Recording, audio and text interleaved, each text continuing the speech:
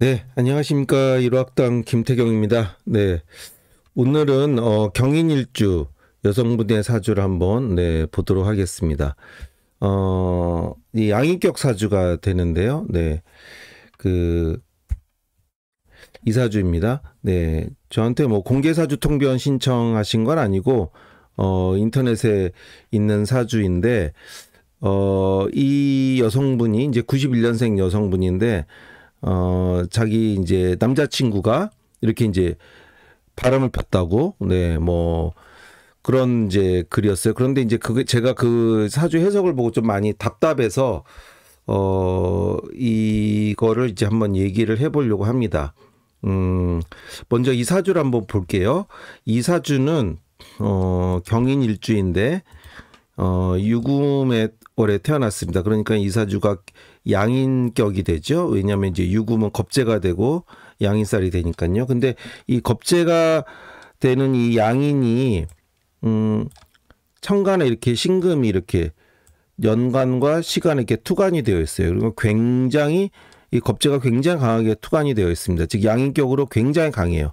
경금이 유금월에만 태어나도 아주 뭐 양인격으로 따로 이렇게 보게 되는데 또 이 겁재가 그것도 두 개나 천간에 투출해서 매우 대단히 신강한 사주가 뭐 아주 신강한 누구에게도 뭐 굴하지 않고 무릎 꿇지 않는 아주 자기 승벽도 굉장히 강하고 그 지기도 싫어하고 그다음에 질투 뭐 소유욕 이런 승부욕 이기고자 하는 뭐 그런 것들이 굉장히 강한 그런 양인격의 이제 모습입니다. 이렇게만 되면은 그런데 이 사주가 이제 천간을 보면 월간을 보면 이게 정화가 이렇게 정관이 이렇게 있어요. 양인격에서 제일 반가워하는 것은 칠살입니다. 칠살. 물론 이렇게 이제 칠살 왜냐면은 양인격 칠살은 대부분 다 이제 꺼리는 바가 되는데 양인격에서는 양인격 사주는 워낙 강하니까 칠살을 반 거예요. 근데 이렇게 겁재가 투출돼 있으면은 이 병화 칠살이 이렇게 있으면요 그것이 이제 파격이 됩니다. 왜냐면은 이 겁재가 칠살을 합과하니까. 그래서 이렇게 겁재가 투출되어 있으면은 이 칠살을 쓰는 게 아니라 오히려 더 정관을 쓰는 게 훨씬 더 이렇게 이제 격이 성격이 되죠. 이 정관이 이 겁재 신금을 제압을 하니까요. 그래서 이렇게 되면은 양인격의 정관을 쓰는 사주로 이제 성격이 되었습니다. 그다음에 지지에서도 보면 사옴이 이렇게 이제 방을 이루고 있고 또 인중에 병화도 있고 이래서 이 정화가 굉장히 유력합니다. 그러니까 이 사주는 양인격에 정화가 굉장히 유력한 사주예요. 정관이. 만약에 이 사주가 다시 한번 말씀드리면 편관이 있다고 한다면 병화 칠살이 있다고 한다면 이 신금이 겁재가 투출되는 그래서 양인격에 겁재가 투출되는 경우에는 칠살을 쓰지 않고 정관을 씁니다. 그래서 이 사주는 정관도 밑에 아주 유력해요. 그다음에 인목 같은 경우는 이 편재가 재생관하고 있어서 하여튼 이 사주는 이 양인격 사주인데 이 정관이 굉장히 유력해서 아주 격으로는 뭐 괜찮습니다. 그래서 이 사주는 사회생활이나 뭐 사회적인 성취, 뭐 아주 승벽도 대단하고, 뭐 그 누구에게도 이렇게 지기 싫어하고, 자기가 재관을 쫓는 것도 굉장히 강하고, 물론 이제 이 사주는 기본적으로 이제 정관이 자기에게 이제 제일 이 사주가 쫓는 바지만 제 역시도 재생관하기 때문에 그래서 사주 원곡 자체로는 양인격으로 성격이 된 사주라서 아주 뭐 능력이 이렇게 좋을 걸로 이렇게 생각이 돼요. 사회생활하는 데 있어서도 아주 뭐 이렇게 인정받고 그럴 사주인데 근데 이 사주 이제 성정을 한번 보자면 이렇게 양인과 이렇게 양인격에 이렇게 겁재가 강하고 이러니 그 얼마나 그 자기가 그 통제하려고 하고 지배하려고 하고 지기 싫어하고 자기 멋대로 하려고 하고 고집이 세고 얼마나 그러겠습니까? 그다음에 이 사주는 또 재관은 굉장히 식상은 무력한데 재관을 굉장히 강하게 쫓는 사주예요. 기본적으로 자기는 이제 근사한 삶, 인정받는 삶 거기다 대고 이 편재까지 즉 재미있는 삶, 응? 인생을 이제 그 남 보기에도 이제 근사하고 내가 이렇게 그 재미를 이렇게 뭐 재물 그 재정적으로 경제적으로도 이렇게 뭐 근사하게 소비하고 재미를 쫓고 인생 아주 그 잘 사는 그런 걸 쫓는 사람이기 때문에 이 남자 같은 경우도 어떤 남자여야 되냐면 첫 번째로 굉장히 이제 보기에 근사해야 되고 그러니까 인물도 좋아야 되고 여러모로 다 괜찮아야 돼요. 가장 중요한 건 뭡니까? 이사주가 이렇게 신강한데 남자는 당연히 신이 약해야 되죠. 왜냐하면 자기 뜻에 맞춰줄 수 있는 남자여야 됩니다. 그러니까 이사주가 같은 신강한 사주라면은 남자가 신강한 사주면 절대로 교제 자체도 안 됩니다. 네.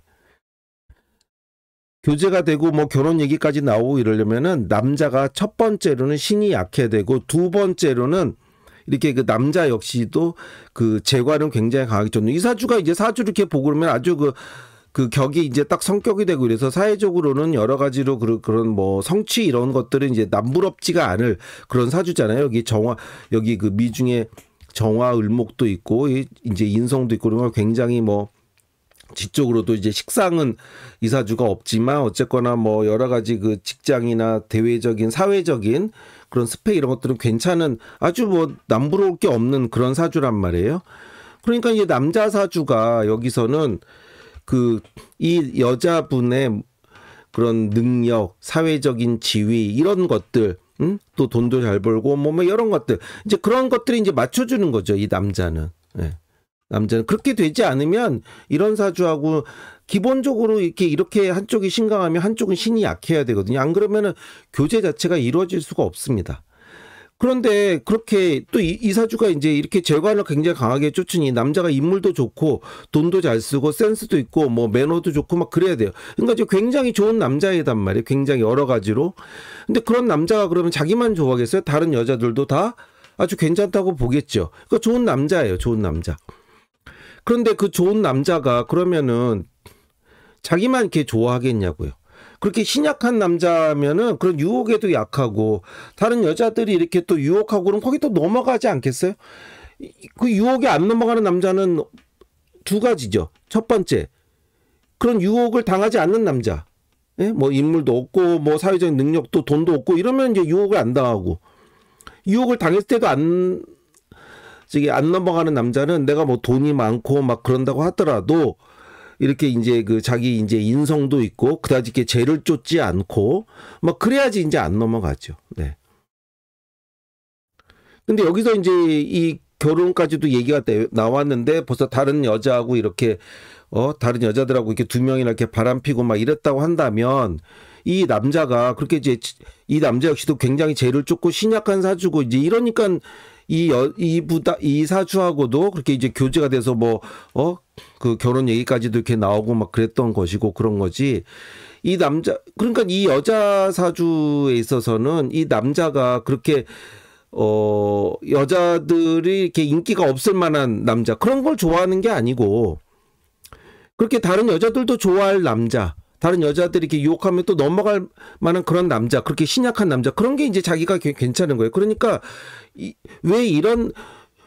왜 남자가 이렇게 바람피고 있냐, 이렇게 생각하시면 안 되고, 나는 이런 남자를 좋아하는 이제 그런 사람인 걸 내가 이제 알아야 되는 것이죠.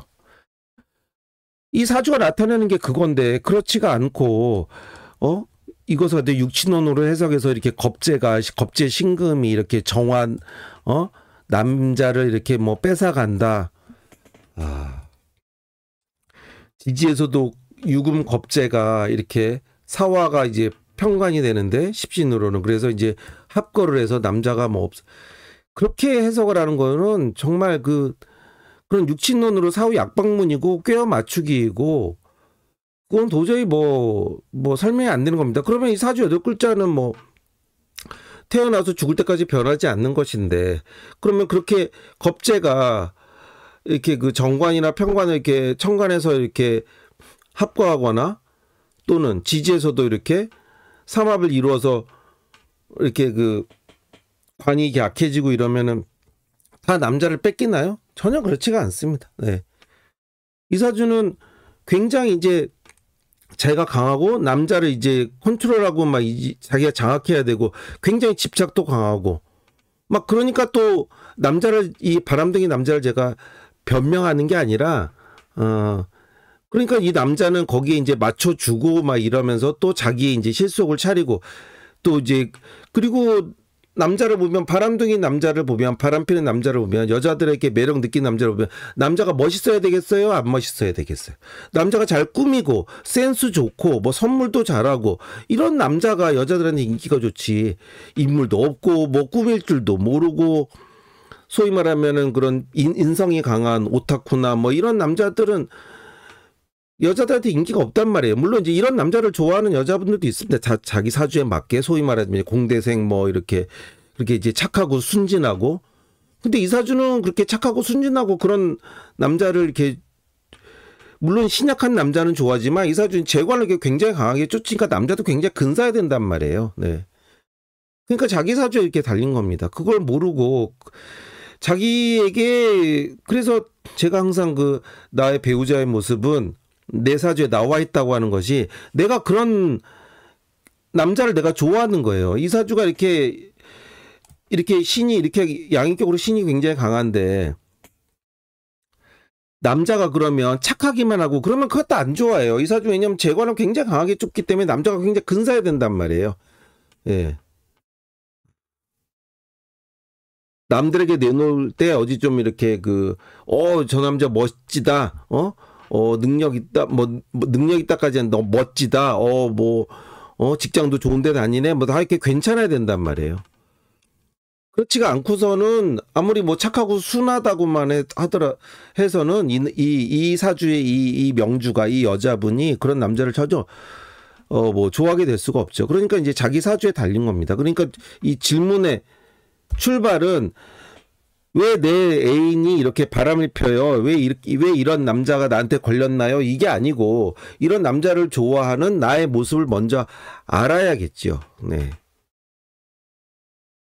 그럼 어떻게 됩니까는 그 다음 문제예요. 내가 이제 이런 그럼 이제 이런 남자를 내가 그렇게 할 것인가, 계속 이렇게 하고 그래서 내가 어느 정도 이렇게 숨통을 틔워주게 할 것인가, 아니면 난 그건 도저히 용납이 안 되니까, 그리고 인터넷 글을 보니까 이 남자가 그래서 바람을 핀 걸 알게 돼서 이 남자를 죽여버리려고 했다는 거 아니에요? 이렇게 양이살 이렇게 강하니까, 네, 남자를 죽여버릴까도 했다고. 그 양이살 이렇게 강하고 겁재가 이렇게 강하고 그러니까 아주 인생에 자기한테 큰 타격을 자기 아주 그냥 그건 이제 용납이 안 되는 거죠. 이렇게 양인살에 겁재가 강한 사람들은 이렇게 또 이렇게 정화의 사움이 이렇게 관살이 이렇게 강한데 원칙도 강하고 이게 용납이 전혀 안 되는 사주 아니에요. 식상이 전혀 무력하고 그리고 융통성 이런 것도 없고 이러니까. 그러니까 이제 내가 그런 게 이제 용납이 안 되는 사주고 그랬을 때는 이제 그런 걸 내가 먼저 알고 그다음에 이제 문제죠. 내가 그러면은 어느 정도 이렇게 통제를 덜 할 것인가, 아니면 내가 그렇지 않은 남자를 내가 성에 안 차도록 할 것인가, 그건 그 다음의 문제죠. 그래서 먼저는 어떻게 돼요? 나는 왜 이제 이런 남자를 좋아하는가? 그런 성찰이 되어야 되지. 거기 이제 명리학의 의미가 있는 것이지.